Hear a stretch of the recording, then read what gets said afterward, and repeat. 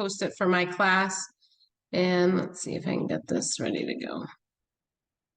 All right, I'm going to go over concepts. My exam reviews are relatively fast because I go through the concepts with you on a PowerPoint. So I will do that again, and we will go through that. So when we take a look at exam 3, it will be 50 questions again. You will have math on there. So please make sure that you guys are doing your math reviews because those are important. And we will make sure that you guys are ready to go. So we have 50 questions, 5 math, and other concepts there that we are going to be doing. So let me share my screen with you right now, and we will get going. All right, so for exam 3, it's going to cover several chapters. We're going to take a look at our community, okay? And I'm going to hide us so we don't have to look at each other. Community refers to dimensions of place, people, person, and function when we're looking at community. When we look at the dimensions of people, the community health nurse would access data such as our census data, our tourist bureau, our civil groups, and our churches. Libraries, police stations, welfare agencies, and state departments would be data sources to measure the functions dimension. And the dimension of place would be measured with data sources such as maps, papers, and local housing offices. We continue on. When we do a community assessment, we're going to look at all the different parts: spirituality, economics, community leadership, safety and security, environmental, artistic opportunities, inclusion, and lifelong learning. We continue on. When we are completing a community assessment, we're going to look at different categories. We're going to look at politics, we're going to look at education, we're going to look at recreation, we're going to look at economics, and we're going to look at religion. We know we have partnerships in our community. Active is where we're going to have active businesses that participate in the community. And we have those passive ones where they work on focusing on a collaboration. So an example of an active partnership would be a business that is giving low snacks to an after-school program is a partnership. A city creating a new park, a hospital providing a vaccine clinic, and a rec center offering cooking classes are passive. So as you see, the active, they're more actively involved with something outside of their scope. So a hospital providing a vaccine clinic would be passive because that's something that they are doing within their own organization. We have data collection and data gathering. We look at examples of data generation, which is going to be our community's values, beliefs, and social norms. So we do our data collection and analyzing, processing, and our extraction. We look at the difference between our data generation and our data gathering. Remember, generation is a process of finding that data that does not exist. So we're generating it with examples such as values, beliefs, and social norms. When we gather information that we can, and that's going to be just getting the age, the racial distribution, and our health organizations. A windshield survey, everybody has done this for their vulnerable population assignment, and we need to know before we do those windshield surveys, we're going to make sure that we observe the community and understand where our boundaries are, okay? And so population size and government structure would be observed during the survey, but before we even begin, we need to know where our boundaries are for our area. We continue on and look at evidence-based culture, which we know is a cultural change in practice, provides an environment to improve both nursing practice, client outcomes. Our first step in doing this is recognizing the status of one's own practice. So we need to know what we're doing before we change it. Barriers to doing new stuff with environmental-based practice is going to be things like not liking the new technology, knowledge of research and current evidence, and practice characteristics, okay? So we look again about natural disasters. We talked about this week. We know that we have natural occurring ones, like our earthquakes, our epidemics, our droughts, and hurricanes. And we have man-made ones, like population, warfare, and water supply contamination. So our man-made are things that humans do, and the natural are the natural occurring. We're going to skip that one, and we'll go forward to our next one, which is going to be our disaster kit. We talked about this. Nurse should instruct the family to stock enough food for 3 days, review the kit every 6 months, and ensure all members of the family know where the kit is located and how to turn off our utilities, okay? We review every 6 months to make sure there are no expired items.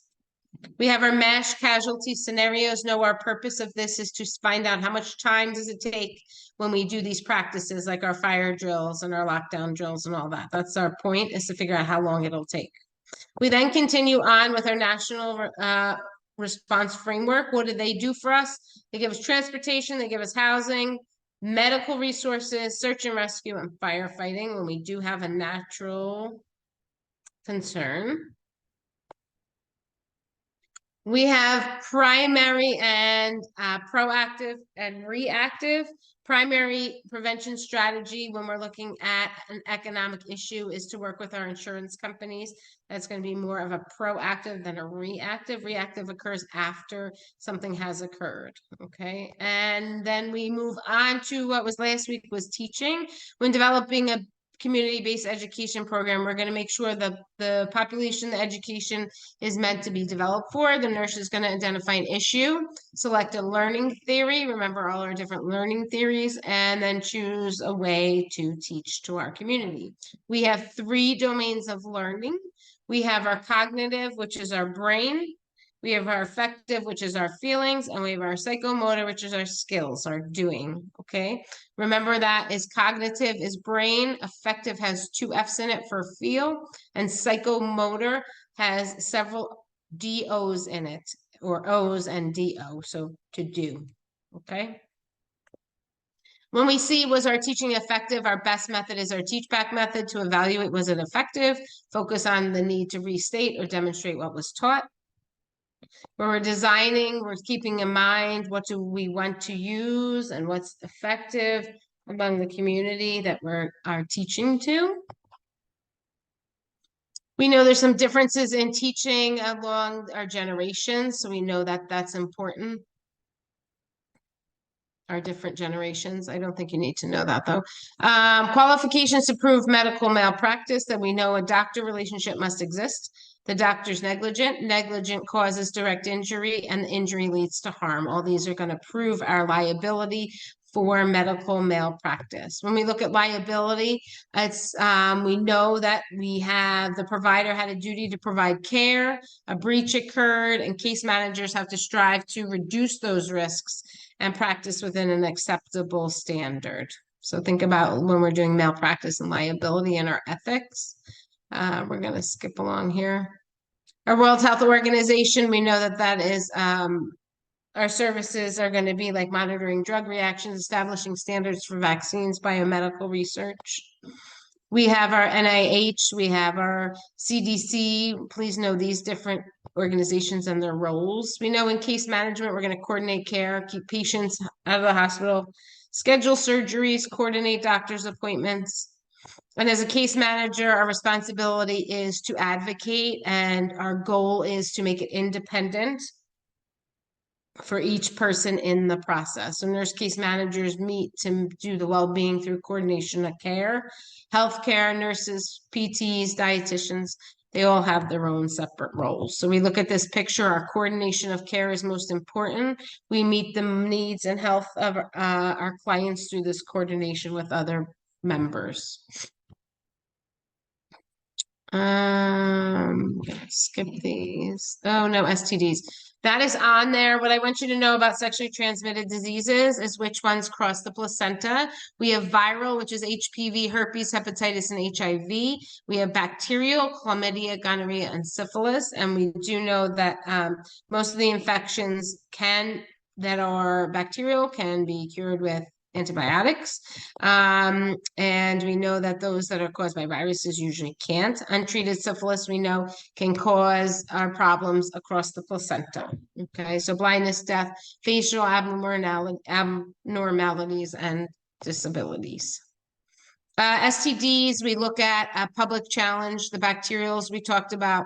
Syphilis is transmitted across the placenta and can lead to serious problems. Our infectious disease, 2030 immunization and infectious disease, we're looking to do vaccine preventable infectious disease, pneumococcal infections, STDs, and our health care infections. Our virulent organisms, which are going to provide our severe reactions. We talked about surveillance in my class. Hopefully you did as well. So surveillance systems, we look at things like RSV up here, influenza, influenza B. Why are they occurring? How are they occurring? So we have our passive and our active systems. Passive is where we wait for those doctors to tell us the data, and our active is where we go out and we pursue it. Okay, so we tend to look at that. They both have advantages and disadvantages, but I just want you to know the two different ones. So our passive system is going to be our healthcare providers to report on existing cases, and our active, our health department searches for it. Our purpose of observance and surveillance is to assess the public's health status, identify our trends, set priorities, and develop programs. Okay, we take a look here. Patterns of occurrence are when using investigating outbreaks. I do want you guys to know the 4 different types. We have a point source outbreak when all persons are exposed to the source, resulting in each person getting ill. We have intermittent, like when people get sick at different times, such as food poisoning. We have our mixed outbreaks, which are like with influenza, one person exposed and then person-to-person contact spread. And then we have propagated outcomes, which do not have a common source and spread from person to person, such like our TB. I'm going to skip this one and that one. Let's see. So we know continuous quality improvement is improving performance. We know that we're going to have accountability. We're going to look for creating new procedures after an error has happened. So know that with our quality improvement, we want to look at patient-centered care, teamwork and collaborative, evidence-based practice, quality improvement, safety, and information. And with our tracer method, this is a method that we look at outcomes and we look at groups that are all similar and evaluating that and see how they came up. We know we have a reporting system, which is our vaccine adverse event reporting system, which is an example. So when we're doing our QI, our quality improvement, first phase is a structure phase, and that's where you're going to find out what does everybody do in the organization and what are their jobs during that initial phase. So then we go to the process phase, and that's where they evaluate the quality of care by reviewing procedures. And then we have our outcome phase where we look at the results of the QI and measure how that has turned out. We talked tonight about ethical principles. We know we have our autonomy, we have our justice, we have beneficence and non-maleficence. So we talk about examples, our independence, our fairness, our no harm, and to do good. Okay, we know that we have this having our fair selection and treating all fairly. I don't think you guys need this. Social equity is our feminist, where we have ethics that advocate for economic, social, and political equality. And we look at virtue ethics seeks to enable people to flourish as human beings. Non-maleficence is to do no harm. And our ethics is based on our morality of our relationships. When we look at our immigrants and our refugees, we talked about this tonight as well. We often see financial stuff, language barriers, difference in social, religious, and cultural backgrounds and tradition, lack of healthcare knowledge. We need to be open and always finding out, learning culturally different things. We know with our refugees, there's going to be a priority for care, that they've had access to mental health therapy. And then we finish with our different types of cultures. So we have our Native Americans, which we know are very past oriented and are not going to be concerned about their future. So we're not going to instruct to call in a 3-week appointment because they're not going to remember to do that. So we should schedule the appointment for them, provide them with specific instructions. With our Spanish Americans, we're going to also remember with them, they like some chit chat, they like personal touch and things like that. Okay, and our last slide is just going to be communication, culture, and time. We want to think about with our cultures, all our different cultures, their language, their health, their culture, how they perceive who's in their community, how they perceive the living conditions, and how they perceive elsewise. Okay, and then you will have 5, I'm going to stop sharing here, you will have 5 math problems on this test.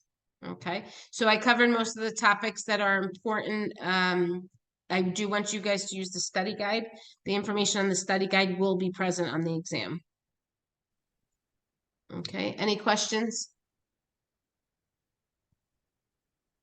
No? Which math building? I'm not going to be specific with math. I need you guys to know all your maths. Okay, because you guys, this is preparation for your NCLEX, right? And if we do one math problem on one exam, that doesn't mean it's on the NCLEX, right? So we would need to stay up on all our math. So do that, calculate with confidence. That's in your announcements, okay? All teachers should have that in there. Right? Know your conversion, by the way, for pounds for kids. Oh, that's easy. We're in peace right now. So you guys should be good if you're in Pete's, right? You should know those conversions. All right. I wish everybody a happy and a healthy weekend and good luck on your exam. Any questions, you can always contact me via email. All right. Thank you. Thank you. Happy holiday. You're welcome. Happy Happy holiday holiday. to you. Holiday. You too. Take Bye. care.